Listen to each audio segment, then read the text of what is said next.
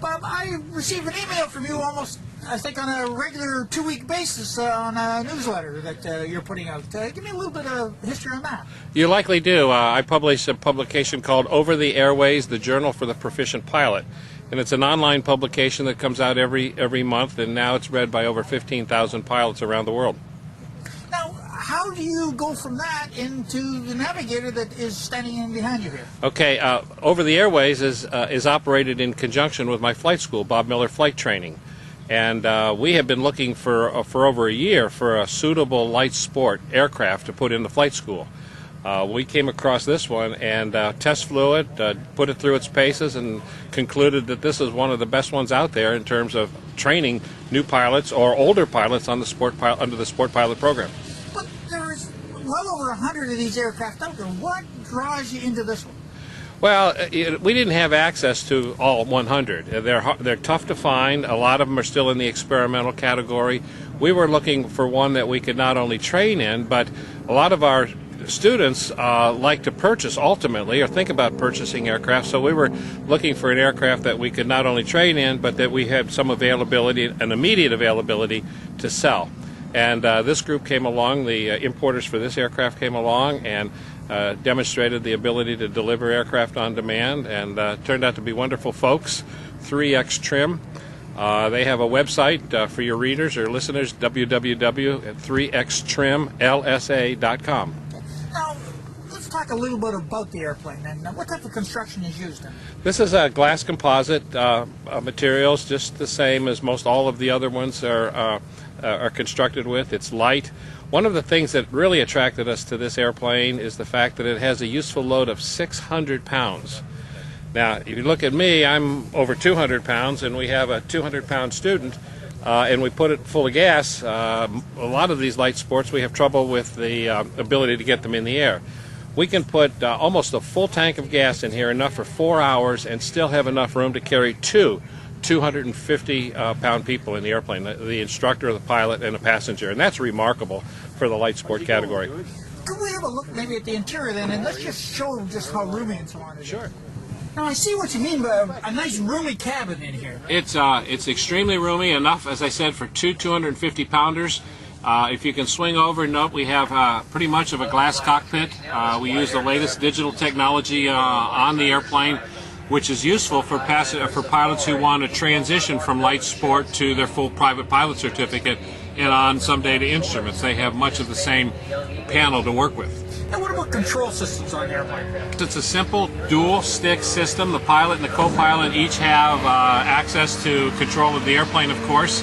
It comes with a different configuration for braking. On this particular airplane, it's a hand brake, and you'll see it on the pilot side for braking.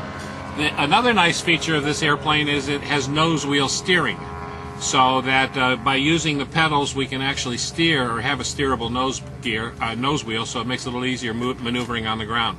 Okay. Now, are there flaps on the airplane as well? Yep, flaps. Controls are right up here at the top. They have two flap positions, just by pulling out, down for 10 degrees, another 10 for 20 degrees. The way the airplane is designed, it has such light wing loading. You can operate the airplane very nicely with or without flaps. It just handles beautifully. Now, it looks like it'd be a nice little cross-country cruiser. Is there any room for storage? Not that 600 pounds useful load, so we can carry lots of people, or heavy people, as well as have storage capacity, both behind the pilot, both pilots, and then there's a storage area behind the seats here, behind the seat that you can get into as well. So, as I said, we flew 3 of these airplanes down from up the Buffalo area, and it's just a pleasure to fly all the way. Now, what are we powering it with? This is a Rotax 912. It's a 100 horsepower version. It's a smooth running engine. It has enough power to get us off in very short fields. As far as power to weight ratio, it's just a splendid design combination of engine and aircraft design. Now, flying down here, what would you be cruising at? Be cruising at about 90 knots, 95 knots, depending, that's through the air, of course. Across the ground would be dependent on winds. But it's very similar to a Cessna 152. in terms of overall performance. Okay. And what would we approach at and actually touch down at? We come down on final about 70. We bring it down to 65, then 60 for touchdown. And with the flaps, if you use them, it just a very short field, capable. You mentioned that you've introduced one of these into the flight training environment. How long have you been using it? We've been using them for the last several months. We operate up in Buffalo, so we're a little weather dependent. These are very capable weather machines. They're heated, but we're very concerned about winds, of course, as we would be with any light sport aircraft. But we have several months of training experience in them. Our students like them, not only young students, but we have a number of older students, older pilots on the field that are very interested in sport aviation because of the medical issue. So we've taken a bunch of our older pilots for demonstration rides. Our young people like them because they rent for about $30 less than our 172 trainers per hour. So it's an economical airplane to fly in terms of flight training. It only burns 4 gallons an hour. So it's a very economical way to get started into flight training. Now, are you looking at bringing more of these online as the demand? Absolutely. As the demand increases, and we fully expect it will be increasing, that's one of the reasons why we selected this particular aircraft manufacturer. They have a ready supply of the airplanes. They assemble them right at our airport. Our own maintenance personnel help to assemble them. We know the quality of the airplane, and we're anxious to bring another one on just as soon as we get the demand to justify it. Well, let's talk a little bit about your facilities and what you're doing. You can take somebody then that is basically walking in off of the street and take them right through the Sport Pilot program and certificate? We sure can, and we use the Sport Pilot program as a marketing program also for our private pilot certificate. For individuals who aren't 100%, who are not 100% sure this is what they want to do in terms of learning to fly. So we suggest that they start out in the light sport program. Because all of our instructors are full certified instructors, they can credit the hours of training that they receive in this aircraft towards their private pilot certificate. So it's sort of like obtaining your private pilot in 2 small leaps.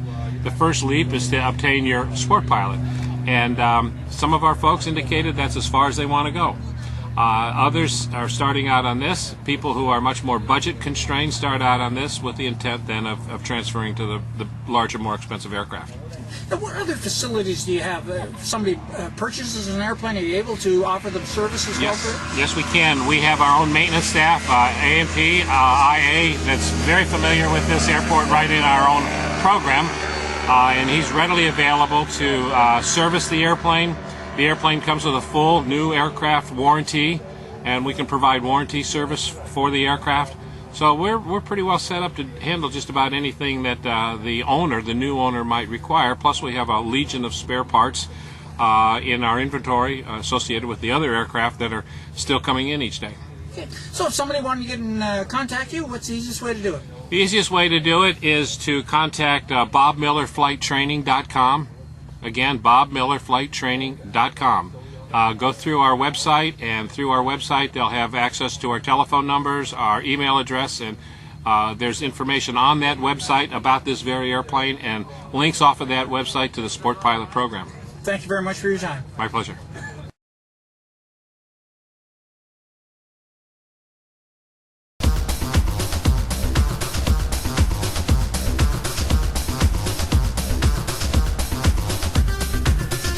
More and more pilots of little planes are asking themselves, what color is their parachute? It was a beautiful day for flying. Ernst Kuhn of Neuss, Germany, was piloting his small two-seater 1,000 feet above some idyllic French countryside near the town of Gap. In an instant, it became a pilot's worst nightmare. Out of the corner of his eye, he saw an airplane climbing right toward him. So what I did, pull a little bit. Then when you see the video, something happened. I believe it was a rope in my propeller. It sure was. He was ensnared in a cable used by a plane towing a glider. He was dropping like a stone. So what did he do? The first I did was switch off the engine.